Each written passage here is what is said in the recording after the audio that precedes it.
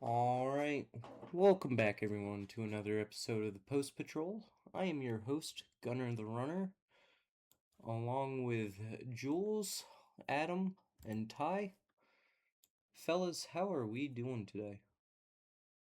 Rhapsodical. Shit. Was not expecting that. Yeah, what? It's a highly emotional, pleasure. Just happy, essentially. That came out so fucking wrong. Pause. Like the zesty version of happy. Oh fuck, we are zesty as fuck today. Let's go. Double down. Zesty Jeffrey, let's go. Hella rhapsodical. Oh. Adam, Crazy. Adam, how are you? I'm feeling fulcrum-like.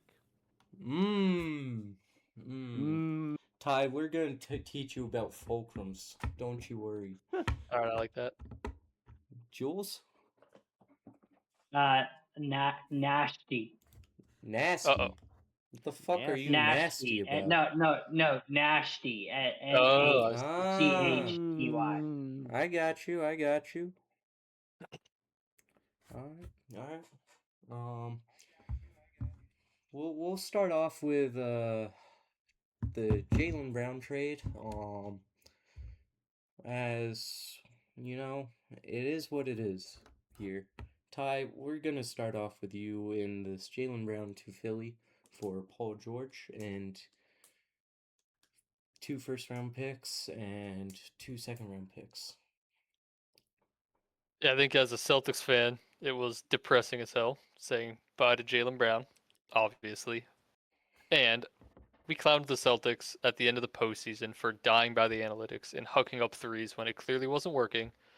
And they have just doubled down on their stance on the analytics side by trading Jaylen Brown for far less than everyone thought he was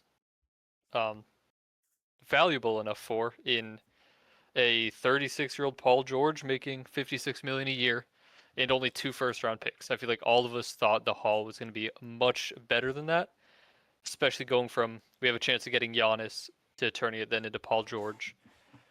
That being said, it's not the end of the world. Paul George has 1 less year on his contract. He has a bit more financial flexibility in the future. We're not tied up in Jaylen Brown's extension he's eligible for. And we got some picks while remaining contenders in the East. So, big downgrade for the Celtics. Disappointing trade, but we're learning to cope with it.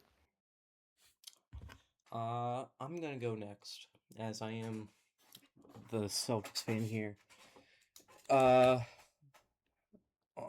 When this happened, I was already having a shit day. Personal stuff and work going on, and then, I get the notification right as I'm about to leave work, where I legit thought I got centelled, and I swear I saw Charms, not Shams. Legit just fell to the floor, started laughing, like full on mental breakdown of everything going on. After that, this is the probably one of the worst trades in Celtics history at the moment. I'm not going to say that it full on is the worst trade for us until we actually go see what this team is like. I'm not going to determine any winners or losers then. Right now, I believe we will be the losers. But at the same time, you bring up a great point, Ty, in the cap space for us. It's a little bit freeing as it's now 2 years instead of 3 years with what a $6 million difference on contract between Jaylen Brown and Paul George. I want to say I thought they were identical, at least for this year. it might be for I at know. least this year. Then Paul George's player option might be less. I'm not sure. Yeah, so it might be better just because based off that. But you know, this also meant that because his extension for us would have been this year, actually this month, to extend another 3 years or 2 years, 140 mil.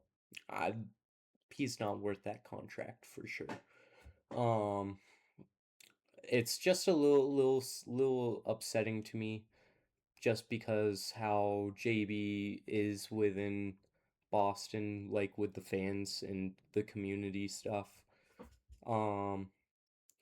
Analytically, this basing it off the analytics, we love Rapham here, fellas, and Paul George had a better Rapham than Jaylen Brown. So, we're moved because of the Rapham. It's gonna be a good fit though. Paul George, I think, does fit the Missoula system probably better than JB, just based off all off-ball stuff. Not using him necessarily as a primary shot creator on this team. It's just we should have got Giannis. This is where I now have to disagree with Brad Stevens and what he said in this press conference today, saying there was no rush into trading JB, and they thought that this was the second best offer. That's just crazy to me. It's just fucking crazy. Jules, let's go to you. Unlike you, I have definitive, strong feelings about this. I believe that this is the worst trade in NBA history. I believe that this is worse than the Luka Anthony Davis trade. And I'm not even high on Jaylen Brown. I have been a part of that side of belittling Jaylen Brown and that kind of stuff. But I've never seen. Or I'm starting to understand front offices and how they read things in terms of impact value, in terms of contract value, if you're going to play up to your contract or not. And I believe the real reason why they traded him for such a low price is because the ownership is broke. The ownership in Boston forced Brad Stevens to get him out of there because they didn't want to pay him that extension of 2 years, $145 million. Very similarly to ownership of Luka Doncic in Dallas, didn't want to pay him that supermax to stay in Dallas. So ownerships in these certain franchises are heavily affecting their who is on their team, which rightfully so. They own, the teams. They have well right of who's going to be on their team, who they're paying or not. But even in terms of that, this is just inexcusable. Like, do I still think that Boston is going to be better than Philadelphia? Crazy enough, I do. I do think that that you guys are going to be better than Philly next year because I like the basketball fit with Paul George next to Tatum way more than I like Jaylen Brown and Tyrese Maxey and Joel Embiid trying to share the floor at one time. It's going to be Tyrese sitting in the corner while Jaylen Brown and Embiid are taking these mid-range shots, just like Paul George and Embiid were taking these mid-range and threes, and Maxey was sitting in the corner. It's going to be the exact same thing. I don't care about name value. I care about basketball fit and scheme fit. And Paul George just fits Boston a lot better than Jaylen Brown was. Uh, do you mind if Go I ahead. rebuttal real quick? Cause I was watching the press or listening to the press conference or clips, I should say. Bill Chisholm, Mhm. the new Boston owner, was there for it. He said ownership did not put any pressure on the front office whatsoever financially, which I think is bullshit. I But think it's Yeah, bullshit too. they're obviously going to say that new ownership. People are already displeased. They'll say anything to I'm just like. giving you the Mhm. quote though, you know. The quote, That's for fair. sure, for sure. It's I there's just a lot of questionable things, and does go back to the Giannis trade ultimately, and how that was handled or lack thereof, because ultimately we all thought it was Hugo and Baylor that was the deal breaker for Giannis. Apparently, it was just not adding an extra first round pick into that Yeah. for Milwaukee. So that's the difference of Giannis being a Boston Celtic and a Miami Heat is one first round pick. Um, I feel really bad for Jaylen Brown. I've never thought I would say that because I was part of the crowd that did think that he was very ego filled after the loss and the major copium that he was going on his live streams and trying to talk about. But he finally took accountability, and I am happy that it took him a long time, but he finally came out and said that I could have shot better. I could have played way better defense this whole year. I could have done a lot of stuff better. So it's not like I'm forgiving. It's just more of the acknowledgement of I could have been a more impactful player. Yeah. But yeah, I just think that ultimately this is the worst trade in NBA history. Unfortunately, it is on Brad Stevens' shoulders now. We're going to have to see what he has said is going to end up being true with Hugo and Peyton Pritchard, because that's a lot of pressure for a franchise who just came off of a second seed without their guy. And we can talk about the tandem stuff and the take that I had, but We'll I go do into that a think, little bit. Yeah. yeah, we'll go in that in a little bit. But I think we'll just kind of wait and see. Yeah. Adam. Oh, nah, Ty, if you got something, you go. The one thing I'm excited to see, a little bit of a hate watch going on next year. When Embiid came back in the playoffs, it was initially him and Maxey struggled to share the floor. It's going to be really interesting to see him, Embiid, Maxey, and Brown, and Yeah. what that dynamic is going to look like. Someone is going to have to make some major sacrifices for that to work. Yeah. Um, I want to also get into Philly in after in a little bit. But Adam, what are your thoughts on the trade? When it broke, I think all of us were in a group chat here on, uh, We were in here. and we were in here, and at first we couldn't believe it, and then when it became a reality, we saw how bad it was. This is I'm not gonna go worst trade of all time because I do think the Luka trade does outrank that, but this to me is the second worst trade of all time. I feel bad for Boston fans in this sense. You do get to have the same experience that I did. You get to have Paul George on your team, but instead you get the worst version of Paul George. Um, he this is he's probably going to be regulated to the third best player behind Derek White and uh, Jason Tatum, but for as much value as he brings, I do think it's a better fit because of his uh, 3-point shooting and his defense. But um, come playoff time, this he's not going to show up offensively, and he's older. So congratulations on that, Brad Stevens. And if Giannis was just from from what I understand is Giannis was held up by just a pick. Hey Brad, I don't know about you, dog, but the championship windows are very small in the NBA. They're not generally very long. You guys won in 24. You guys haven't won since then. You sometimes have to pull the trigger um, and just go after the better player. And clearly, Giannis is a better player than fucking Paul George. Like I don't know what we're thinking here. But if he's getting pressure from ownership because of money, well, that's just another example of ownership fucking with uh, team team chemistry and building. Um, but truly, Boston didn't get any better from this trade. I don't think. I think they're probably going to be exactly where they were, pretty much like probably like 4 or 5, maybe 3 at best. But I don't see them coming out of the East now. So congratulations, Boston. Sorry, Gunner. All good. Let's let's move on to Philly before we go into the take that you have, Jules. And what does this trade, again, we've kind of touched on it a little bit with how Philly is. It's Embiid. It's now three of your 4 main guys that need to have the ball in their hands basically at all times.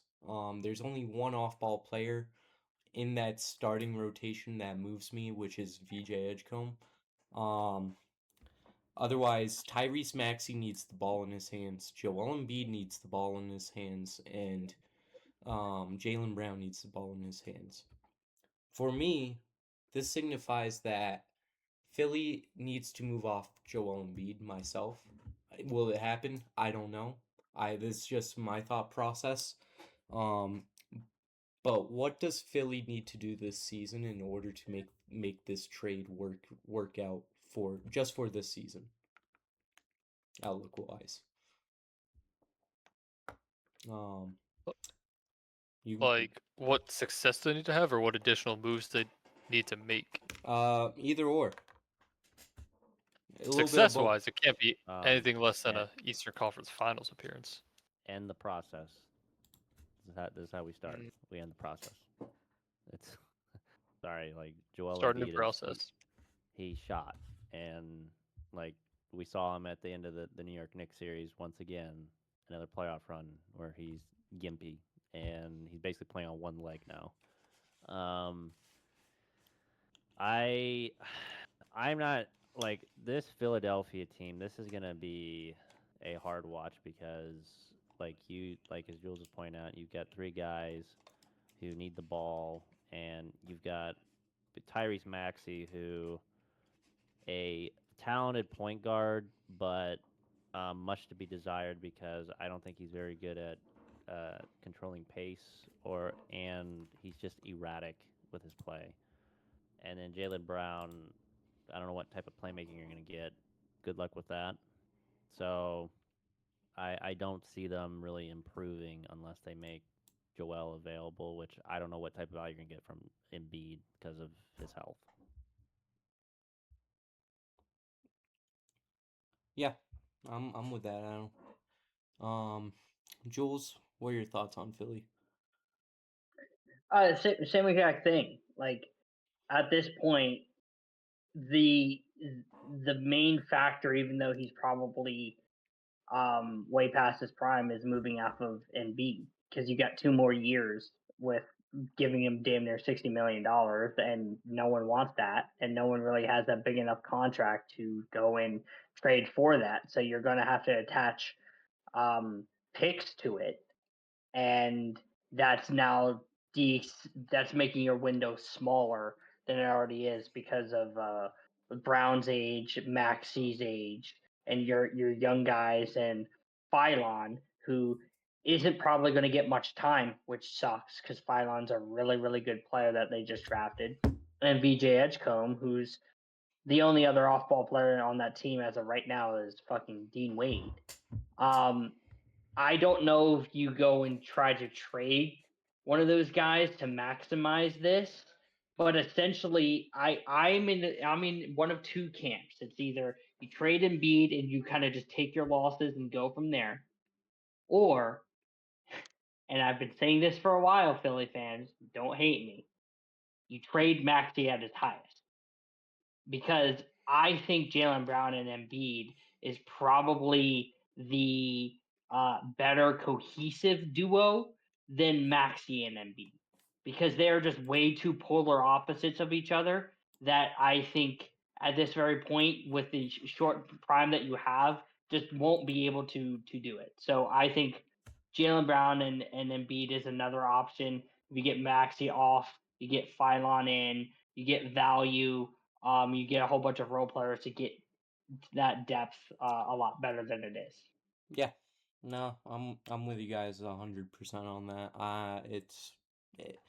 It's to me the move has to be move off Embiid. The issue is no one wants that contract.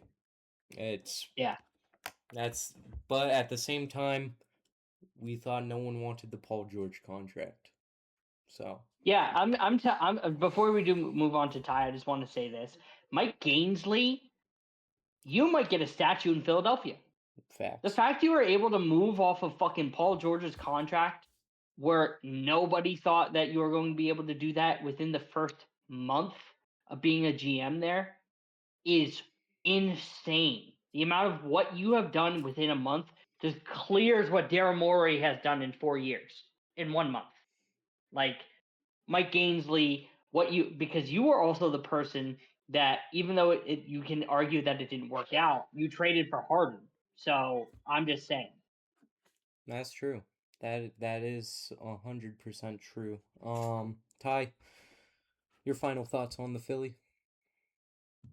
Yeah, I think they got an All-NBA player in Jaylen Brown, huge upgrade from Paul George. The rest of their roster got significantly weaker, much less depth, and that is going to be the main area of concern. Hello, Tony. How you doing? Doing great. How about you? We're doing good. Before we get into the questions we have for you, and all that, we're going over the Jaylen Brown trade and the Kawhi Leonard trade. Love it.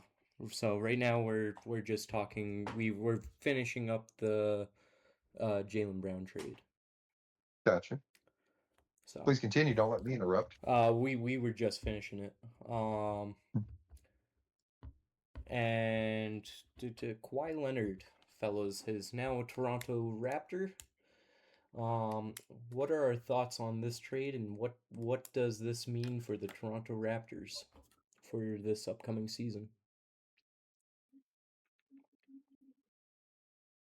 To me, quickly, that they're a top 2 team in the East with this addition. Getting rid of Brandon Ingram, who is a net negative for your team. The mid-range scoring that he was able to do for your team was the most, like, mid-range scoring in a playoff setting is the least valuable thing in the playoffs. Unless you're Kawhi Leonard. Heavy shot diet that you're just not efficient on, and you think you're better than you are. Brandon Ingram is just not that. So basically, you upgrade that same value to Kawhi, who has the same type of shot diet, but now is just way better at threes and has been proven to be a best player on a championship team before for your same franchise 6 years ago. I mean, 7 years ago at this point, and you're getting him off his best offensive season that he has had to date for, again, Brandon Ingram, Grady Dick, and like the value picks are just like, who cares? Like they're down the road and they're not going to be valuable anyway. So this is an absolute fleece to me. And if they can get a true 5 and solidify that back line, this Toronto Raptors team is going to be insane. It's just, now if Kawhi is going to play games. Now he played, 60 plus games last year, but even if he misses games, he missed a whole bunch of games in 2019, and they were still had the infrastructure and the ability to win games without him. And that's the best thing about this signing this trade is that Kawhi doesn't necessarily need to play games because they just came off of a 5th seed. So even though they might lose some seeding, I don't see why they wouldn't be a Eastern Conference Finals favorites to go into this next season just because of what they did. Because they have the depth, they have the talent. They just need to solidify their half-court offense and get a true 5. Yep. Let's go, Adam. Well, as the resident canoe rider here, we went down with the canoe at the end of Game 7 last year in the first round. But much like the Flying Dutchman, we have resurrected and we're better than ever. Kawhi Leonard going to the Raptors. I'm sorry, the Knicks, it's over. I'm just predicting if they meet up in the second round or even the conference finals, I'm picking the Toronto Raptors. The defensive switching they're going to be able to do in a 7-game series between him and Scotty Barnes is going to be absolutely unbelievable. Scotty Barnes, who was, I think, a top 15 player last year, I think if with Kawhi Leonard, I think he'll be a borderline top 10 player. And with Kawhi Leonard coming off his best offensive season, as Jules pointed out, really they just need a 5. The only thing they need to do basically is just rebound. They don't need someone. They have the offensive firepower, in my opinion, with Kawhi now to make a deep playoff run. So I think they'll be probably the best defensive team in the league, outside of probably OKC this year in San Antonio. So I think I'm predicting them probably actually go to the finals. All right. That's an early prediction. Love it, Adam. Ty. Yeah, obviously, getting Kawhi was huge. We all knew that. They gave up Brandon Ingram, who was a net negative for them in the playoffs, like Jules said. So you didn't give up any real assets that contributed to your playoff run last year. You get Kawhi Leonard, you pair him up with Scotty Barnes, who a lot of us believe should have been on all defensive first team for probably the best defensive pair in the league now. And yeah, they're a scary team. I can't put them over the Knicks yet just because the Knicks are the reigning champions and they're coming back with the same core minus Mitchell Robinson. So I'll put Toronto at 2 in the East for now. But yeah, definitely capable of making a finals run, winning the finals. Yeah, huge trade for Toronto. Tony, what are your thoughts? Yeah, I think I'm with you. I think they are, top 2 team.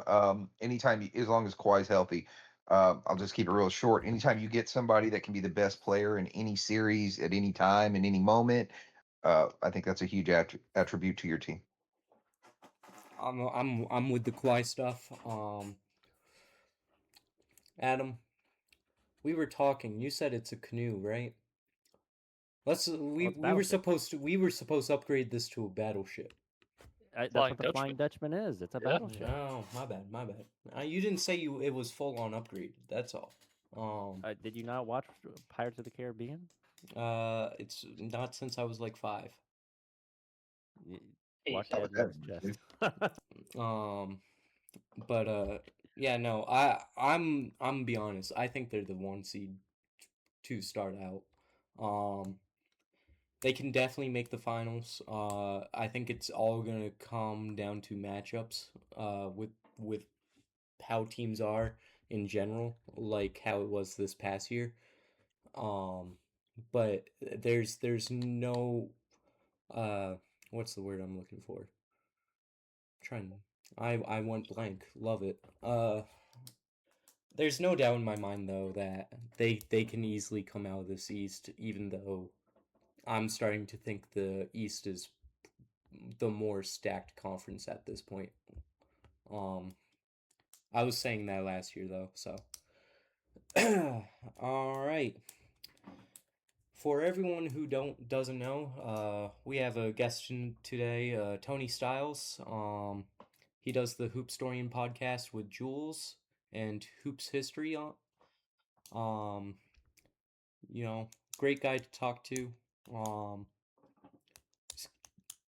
of the few guys I'm glad I've met through TikTok. So, welcome Tony to the Post Patrol. Thanks for having me.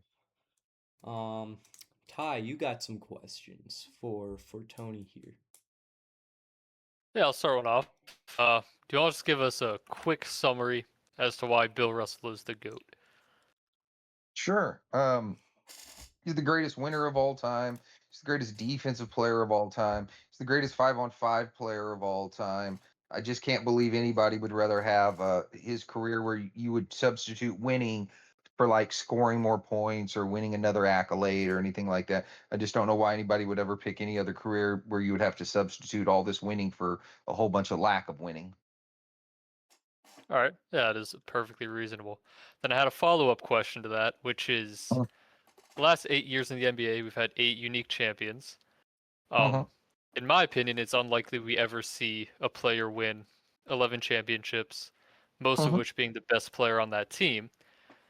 So, what would it take for someone to overtake Bill Russell in your GOAT status? I don't know. I mean, I think maybe if they do something like win like 8 MVPs or something like that, they start putting up like just crazy numbers to which there's like no comparison. Maybe that's the case.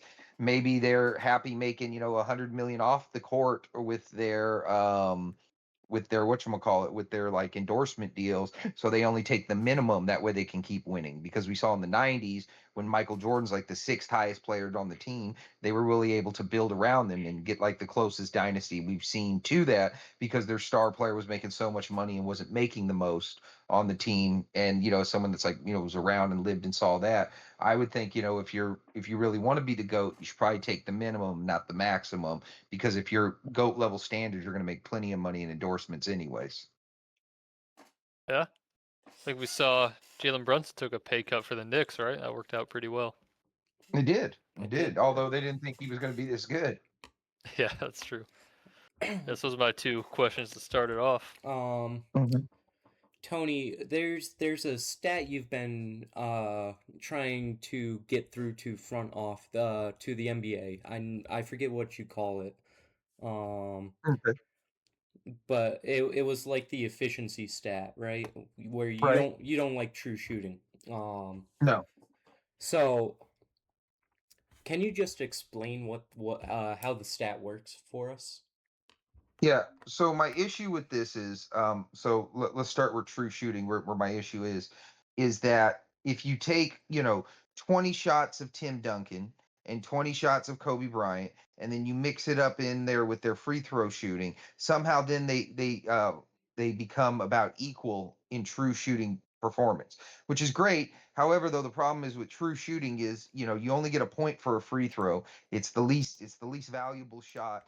And then if you look at someone like the '06 season where Kobe Bryant took 27 shots, he took 10 free throws a game, so that's 5 possessions. So if 5 possessions of the least worst shot can catch up to 27 possessions of, the highest worth shot in twos and threes, I thought there was something flawed with that. So I came up with something else called SER, scoring efficiency ratio. Yeah. And what you do is you take every single shot somebody took, their points, their free throws, their 3 pointers, their twos. You add it all up of what they could score. Then you take what they do score. So, like for example, we were just using '06 for Kobe. So in '06, Kobe Bryant could have scored 71.1 points based off all the points, off all the shot attempts he took. He scored 35.4. That comes out to an SER ratio of 49.8. He's not cashing in on half of his points available. So when I did that through Adrian Dantley came out as the best scorer, plus 30, and Magic Johnson was a really high guy on SER2, usually shooting around like 58%. So once you start getting over that like 55 mark, I've noticed in SER, where you're cashing in on over 55% of your possible points, that's when you become like a real efficient scorer. Okay. I just knew what the kind of the basics of it, but it's Yeah. just, it's how you explain it, it makes a lot more sense. Um what are your thoughts on the Phoenix Suns heading into this season? I think they're a first round team. Maybe if they get hot, a second round team. I just don't see much. I don't really see much star power outside of Devin Booker. Like I said, like I think Brooks and Bridges are nice, complementary pieces. I just don't really think they're a second level player. To be honest with you, I don't think Devin Booker is the best level player on the title team. I think he's much more of a secondary role. And I mean, I think if we're doing a really good title team, he's probably like a third best player. So I just don't see much for them. Like I said, the biggest thing that I took away from the playoffs in the Sun is each one of those games with Oklahoma City got closer and closer. So they did figure out how to play better and better each game. They got a few possessions better each game. Does that roll into something else? I don't know. Does it roll into something better this season? Hopefully. But like I said, yeah, I see this team like where they're currently at peaking at maybe a second round, and I really don't see them getting out of the first round. Okay. Like Gunnar said, Tony, you and I know each other very well because of the hoop historians. Mhm.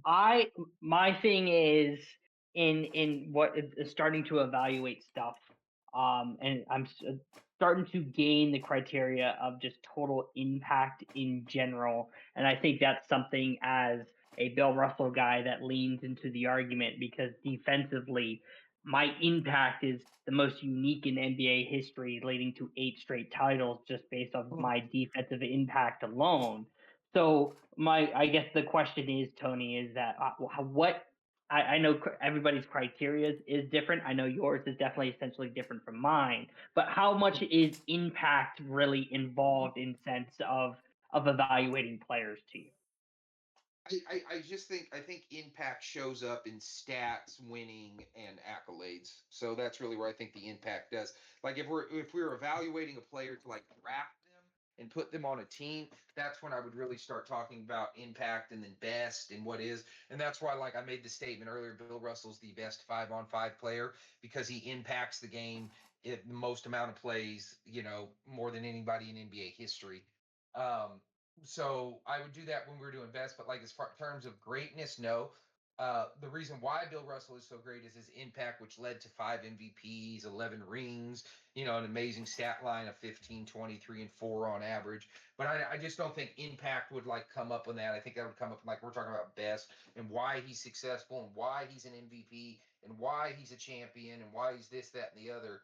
But like I said, that's more so that's more like scouting talk, I think, Mhm. necessarily. Okay. It's a good. Fair. That's a great point. Well, I'm trying to figure out Because how I to want to word say my this to question. the average fan, they don't really understand impact either. They understand Yeah. Also dunking and agree with that. dribbling. Yeah, 100%. Or they understand scoring equals impact and everything else just doesn't matter. Nothing Yeah. else Yeah, matters. They'll take which I Kyrie over agree Chris with. Paul. Yeah. That, Yeah, and I don't it is a good point because they think that scoring is the most impactful thing, but in terms of the evaluating players, it's what their true value is. So Chris Paul's two-way ability and being able to lead efficient offenses and be able to impact winning and every single franchise and elevate everybody is has more value than Kyrie being an isolation scorer. It just is. Point blank period. 2004, Ben Wallace couldn't score for shit. He was one of the most impactful players on the planet. Yeah, yep. I agree. Um, Tony, with when you make your argument for Bill Russell, you bring up the point of screening a lot, right? Um, how valuable is screening in your mind to the game of basketball? In terms of a multi-unit facility, it is the most important thing because that is how your team gets you open the most. That's what your teams uses most. That's what most of offenses are predicated on. There's very few offensive plays that requires nobody setting a screen, whether it's a backdoor cut, whether it's a lob, whether it's a flare out, whether it's pin, whether it's a fake screen, where it's pick and roll, pick and pop, spread offense. Normally too, when you're running a spread, you want to have a pick and roll ball handler, down the middle anyways, because that collapses multiple, and then you have all those passing lanes. So yeah, I'm screening is the primary function of a 5-on-5 offense. It's the most important thing a 5-on-5 offense has. I 100% agree with that, Tony. There's a lot of people who usually disagree with that, though, so that's why I bring it up. That's because they've embarrassed themselves. Facts. Adam, you got any questions? Um. So Tony, like, what's the one player that when we talk about like the all-time greats, I think we'll just exclude like the top 10. what's a guy that gets like he's over embellished by people of the past? Like when we look at him now, like he's way overrated. Dr. J. Dr. J by I far. agree. I agree. Dr. J. Dr. J is by far the least impressive player when you go back and watch him. Like, he's got absolutely no left. He's not really that great of a defender. He's not really that great of a facilitator. Uh, just for what you thought he was. I mean, and then if you look in the '70s, I mean, he people think that's his decade. He's behind Havlicek. He's behind Barry. Uh, I mean, there's series where Bobby Dandridge is out playing it. I mean, I'm taking Dandridge over him in '79. So I mean, there's multiple years where I'd say Dandridge is better than it. So yeah, I'd say Dr. J is just like by far one of the. He's one of those people to me that the more you look into him, the least impressive he gets, as opposed to Russell. I think Bill Russell's actually the opposite of that. The more you look into him, the more impressive he gets. Yeah. No, I'm with that.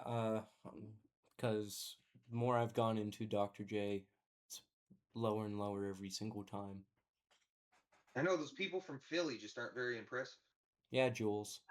All right, all right, all right. I guess for me, same question, but outside the top 10, the most underrated guy. Bob Pettit or John Havlicek. So we'll use Hondo first. Like I said, I think he's the best small forward of the '70s by far. He's one of the very few guys that we just completely forget about him. He's led his team multiple titles, bare minimum, possibly three, 2 to 3. And we just completely forget about him. I think basically a top 15 guy.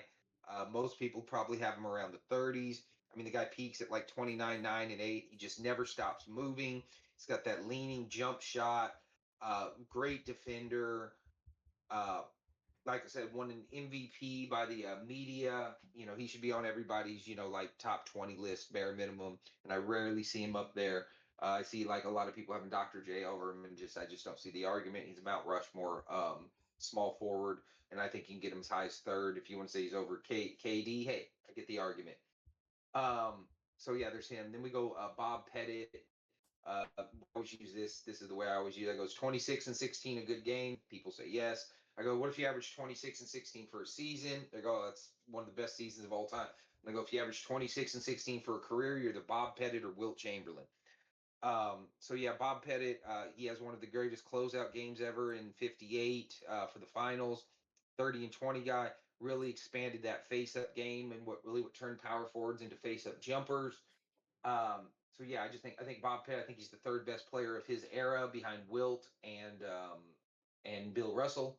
So yeah, I think Pettit and Havlicek are just like the two guys, but they're old and they're white, so people won't nearly give them the credit. I mean, can't give white people credit nowadays. Come on, Old All right. white people. old white I people. Old think My white bad. people. I think I'd add two guys to Wait, that we got list. the air tax. We got the old white people tax. We're taxing. Yeah, Tony, I think I would add two people to that list, and I think one of them you'll definitely agree with. Okay. One for me is Steve Nash, and then the second Yeah. guy to me is Gary Payton. I think Gary gets extremely underrated by people, especially like the newer like people Mhm. that have come into the TikTok space that are like into the advanced analytics because he's not an advanced analytic darling, but like his impact on the court, like you just can't ignore Yeah. it. Oh well, that Kevin Garnett story of how he controls the whole game. Have you guys seen that one? Yeah. Yes. Yeah, yeah. So like, yeah, if nobody out there has seen that. See that, like how he talked about he controls the whole game. He's talking to the popcorn guy. He's talking to his team, the refs, the coaches, the fans. He's talking to the scoreboard keeper. Like you got to see Kevin Garnett do it, where he just controls the whole game. Yeah. So yeah, I agree. I think there's a lot of players. Like I think Bob McAdoo's on that list. If we had a dude getting 35 and 15 now, we just wouldn't talk the end about it. I think that's a guy on that list. I think Kevin Johnson's a guy on that list. I think, to be honest with you, I think Alonzo Mourning's on that list. I think Alonzo Mourning's severely underrated for what he could do. Yeah. Yeah. No, for sure. And We've pushed that agenda before, Tony. Of Alonzo Mourning? Yes, about the 99 MVP. Oh, you think he should be 99 MVP? I think he should. Yeah. Because there's arguments with him, Tim Duncan, Shaq over Karl Malone.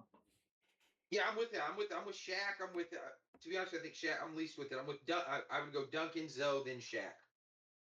Yeah, I That's think fair. any of them have Yeah. arguments. Personally, I'm just saying Mhm. anybody over Malone at 99. Fuck it. 99 Stockton? Malone. Can we get Stockton Oh, over Malone? Yeah, Jules. All right. Let's pump the fucking Alright. brakes. He made the All NBA team, though. Let's talk about it. Jules is a John Stockton fan. Confirmed after Yes, this. he is. Fuck off. Fuck off. Ty, Never. you got. Go ahead, Tony. Hey, you know what, Jules? Since your birthday's coming up, dog, we should probably have like John Stockton sing you a sexy happy birthday to you. Wouldn't that Hey, be well, amazing? he was already with Malone the other day. I found his wife's TikTok, and apparently they were all cheesing in the camera. And I'm like, you two freakazoids need to get the fuck out of Utah. Hey, what if they moved in next door to you? I'd fucking cry. Would you get him on the show? Would you get him on the Post Patrol? Uh-oh. Fuck no. Yes, we want. We want the Predator and the Mormon. Yes. What? John's got to high rap him. He's got to be on the show, right? Fuck off. I mean, according to the graph, this is Rapham. Hey, you guys missed it last night. I was doing the somehow I was doing a different one, but we had to bring up Bill Russell for me on live. So I tell him, next thing you know, we get into the time travel argument and all that. I'm like, motherfucker, I ain't Marty McFly, goddammit. Like, quit bringing me in these time travel arguments. I don't give a shit what you think he would do. Not Literally. Ty, you got any other questions? I have one. It's not on the all-time talk, so if Adam, Jules, Gunner, you have more all-time discussions, go for it. If not, I'll ask mine. Let it rip. I go ahead. All right, I was fascinated by your SER ratio. Okay. We see that for field goal percentage and true shooting, it's like dominated by big men. Is your SER? Have you noticed that big men tend to have a higher ratio, or is it more balanced between the positions? They do, but then there are some outliers, like I said, that really take control, like Adrian Dantley. He's 6'5". Magic Johnson's very high up on there. So generally speaking, it just works like this: the closer to the basket you shoot, you know what I mean, the more it tends to go in. And when you're taller, that means the closer you are to the basket vertically, tends to go in. Right. I just thought it was fascinating having like a metric that tracks shooting, Mm-hmm. taking all three levels into consideration. More balanced. So I thought that was really cool. Yeah, it just does. Yeah, this just does your points. So if you're cashing in on the most amount of your points, Right. Tony. So if you could somehow, go ahead, Tony. somehow twist it to where Chauncey Billups, terrible from 2. He can only shoot 1 field goal from 2 and 12 from like 3, and his free throw line, he'd probably be doing much better. Right. What were you gonna say, Gunner? Well, hold on. Tony, you are newer to the show, so at the end of the show, we do this game, all right? Okay. And you're gonna like the game. Okay. I'm gonna pin one. The first one's gonna be 2 teams, right? Or 2 players, my bad. That I'm gonna give you the stats. Since you're the guest, you will choose the decade we are playing this week. The 80s. 80s? Alright, so I'm gonna give you guys 2 player stats. Once I get them pulled up. And you're going to tell me which which player you would rather have and guess the player. Okay. Do this one. And then we'll do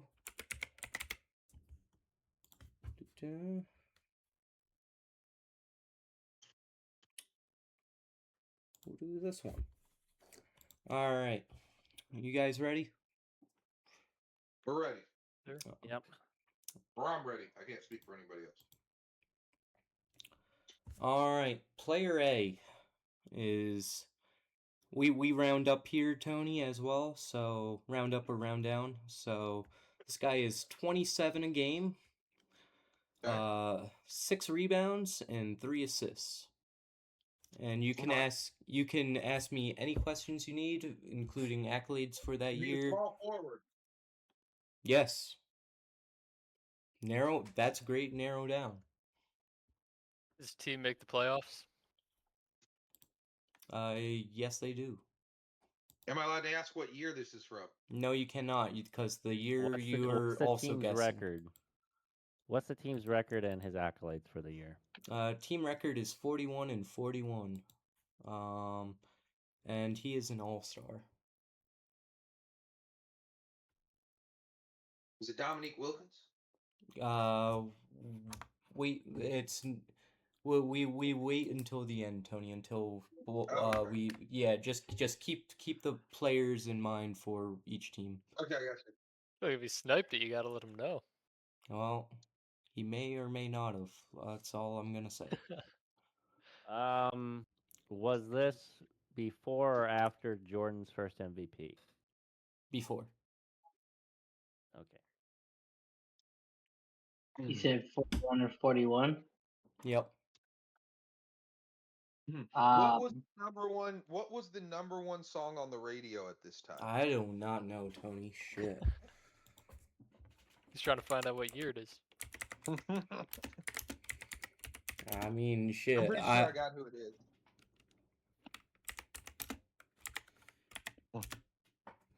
It was Careless What, did he- Whisper. Was it was this team did this happen how many championships does Magic have at this point?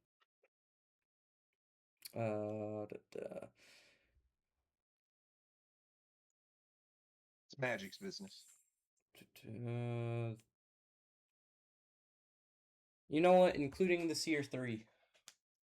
I'm pretty sure. Yeah. We won one this year. His 3rd championship this year. Yep. Yeah, so it's clearly the 85 season. It said he was just an all-star? Yep. What was it again?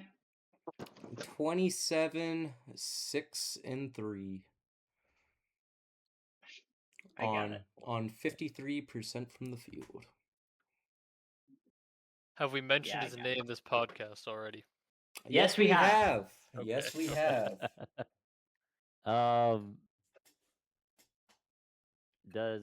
What does he rank in rap? Bruh, they don't even have that shit here. No. What does his Rapham say in, like, when the stat comes out for one of his teammates? Oh, the Rapham says great. Okay. Number 1.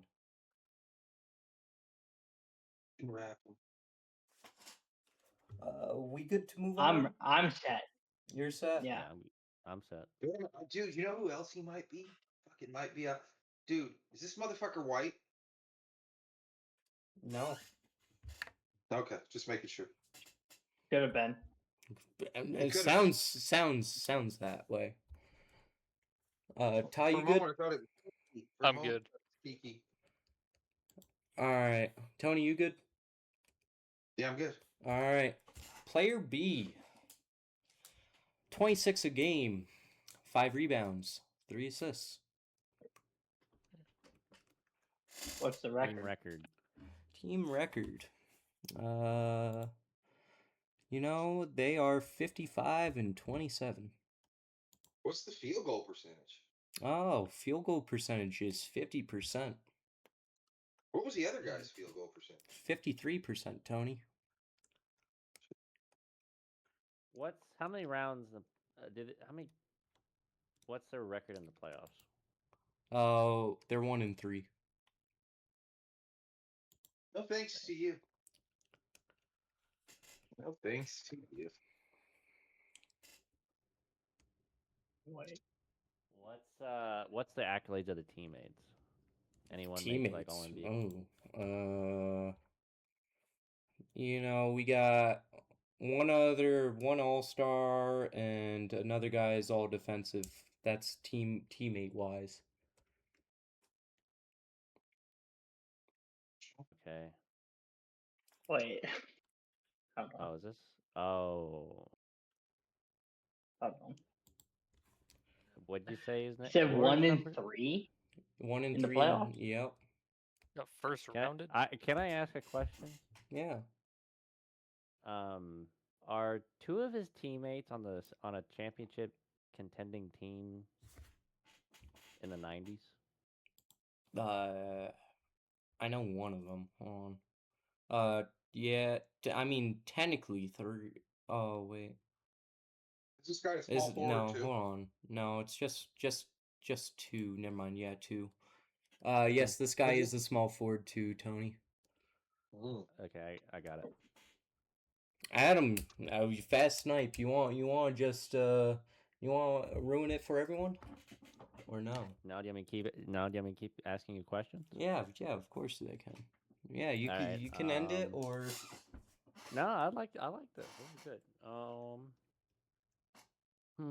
Pretty sure I know who it is. What the fuck? I You like said how this regular season is 55 wins? Yep.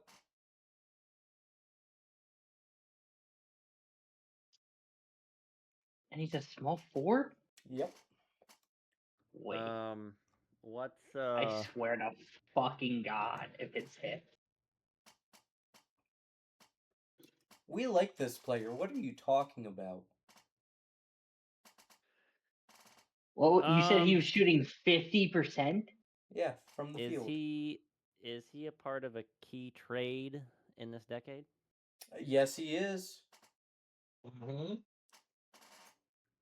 Hey, is he a scoring champ? No.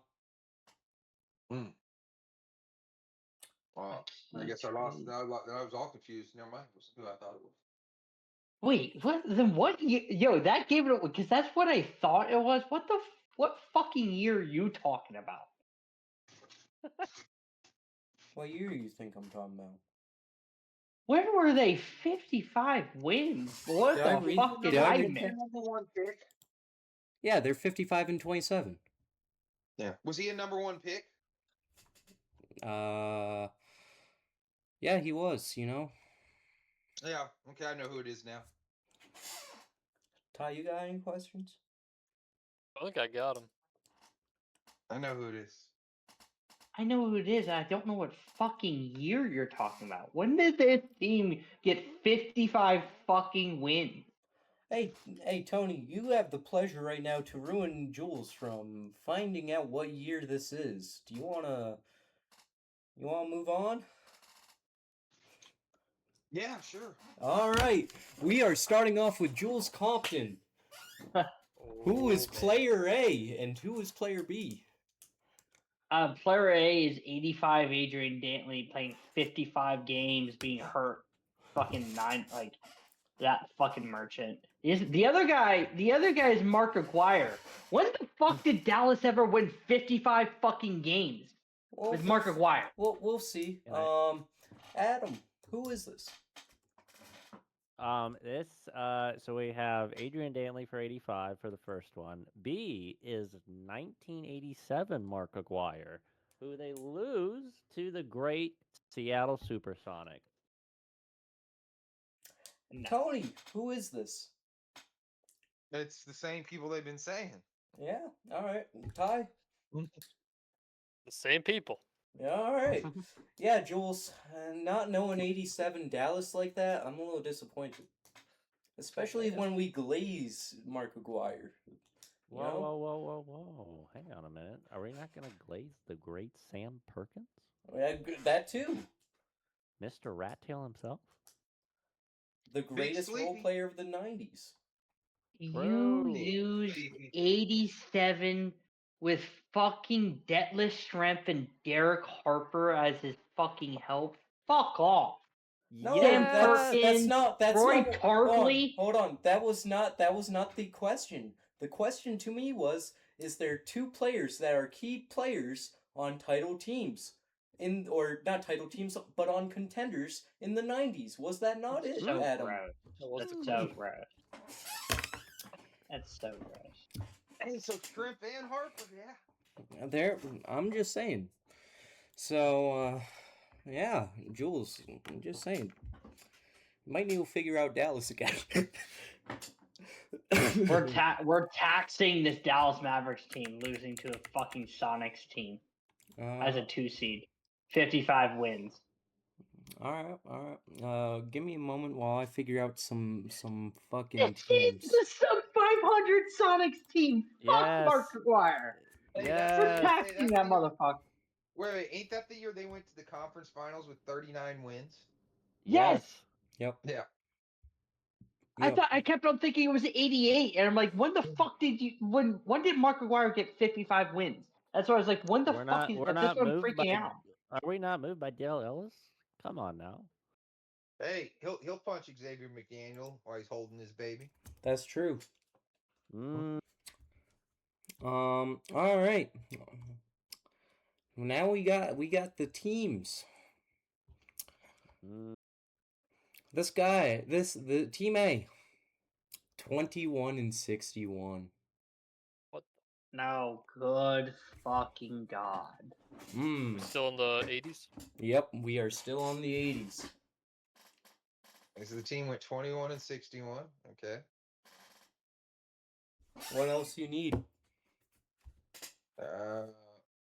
Shit. Eastern or Western? I can't give you that, sadly, Tony. Okay. That's part of our I- rules with the teams. Well, Okay. yeah. Okay. What was their leading score?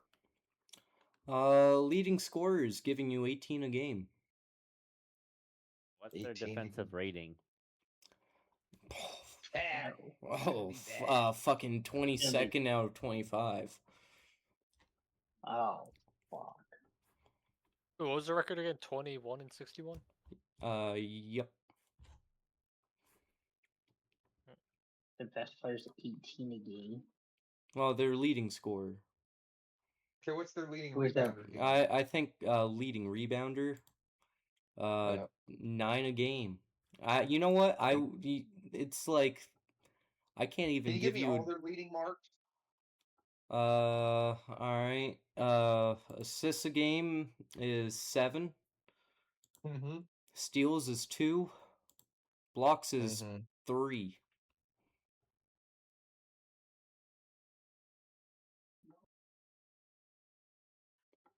What?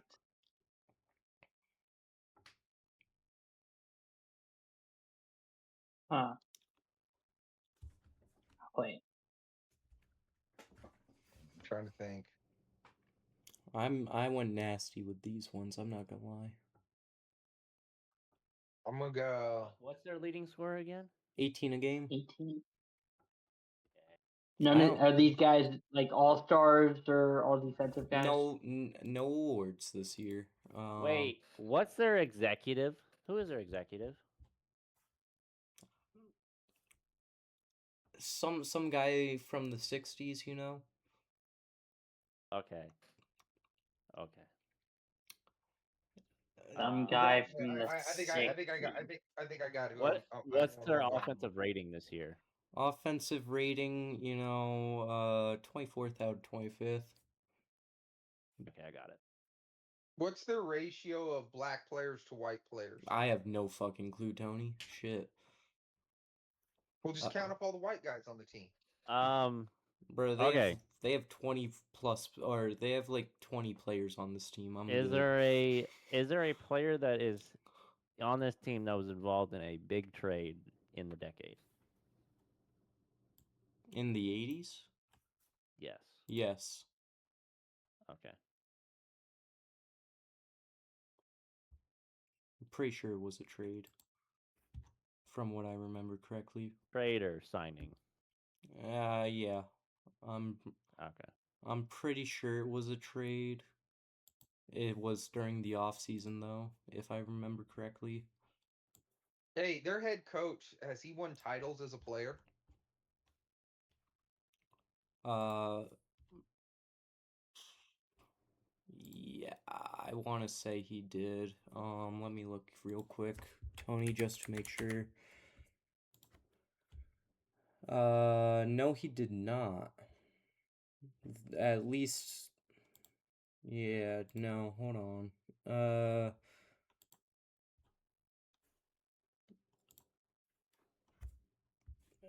Hold on, because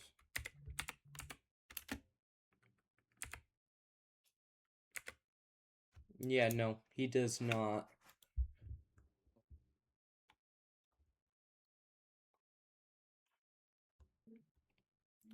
Ty, you got any What? questions? I think I got him.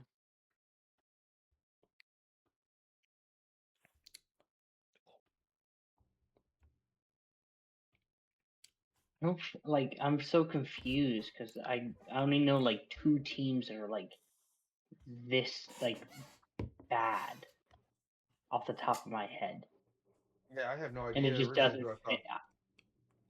Yeah, he just ruined it for him with the coach not having titles. Now I don't know who the fuck this is. Yeah, like Well, they also 21 have wins. they have two coaches on this team. Both of them, Oh, one was a player, but he yeah. did not win titles. The other one was Oh. never a player, according to Basketball Reference. Oh. Because I don't even know who he is. Wait, Oh, I wish you could wait. say his name. You said what was their defensive rank rating? It's a 110, 22nd in the league. Oh That's my 2019. fucking god! Maybe I don't have. I wait. You said 18. I found it out. This is a real team. Yes. Yep. Mind you, who I think This their is best player doesn't play really this season, so it's like oh my god, dude. I no, to be honest, I think that their best player does play. it's I'm gonna what, keep it. 50? No, I don't think it's him. Oh, that's you're probably right. I don't know. This team to me is just weird. It's disgusting. This So is who's horrible. the team? We good to Oh, move we'll on? move on, and you'll find out later. Yeah. Okay, let's move on. We got a 20-62 team, baby.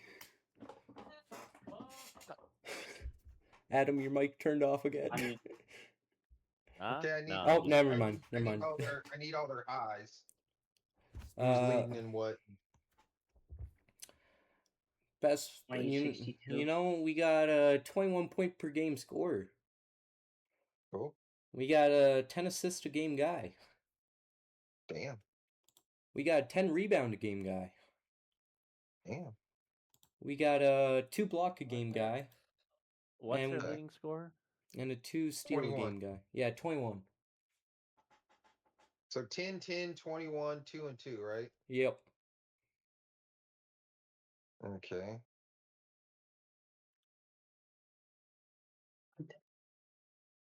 What was their offensive rating?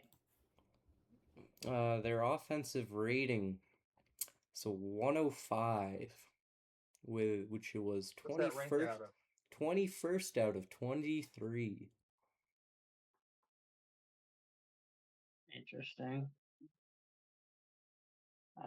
This is crazy. What the I'm a fuck? disgusting man, what can I say? Can't give you the easy ones all the time.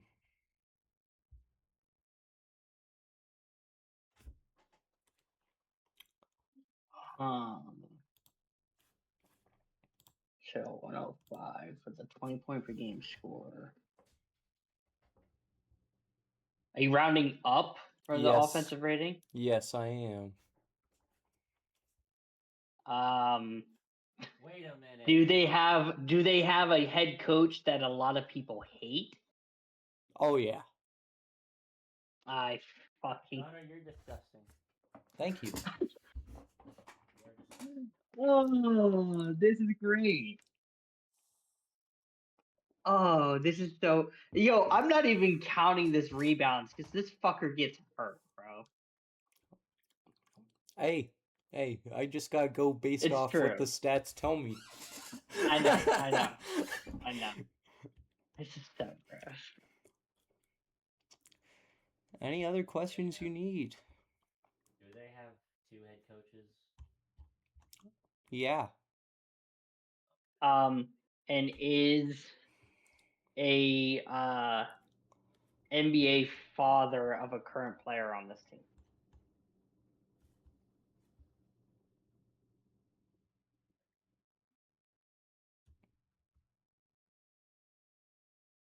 I actually don't know that one. Wait Jules. a minute. Hold on. I got a question. I don't know that one. Was one of these guys in our film session from the other night? Yeah. Yeah, okay. I'm good. Yeah, I'm good. No, so let's move on. I'm anxious to see. All right. Ty, you good? Yeah. I can go first if I get a phone a friend. I will allow you to have a phone. Get a phone a friend.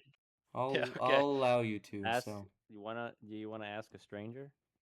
Team A, I'll ask a stranger. I'll ask Adam. Who's Team A?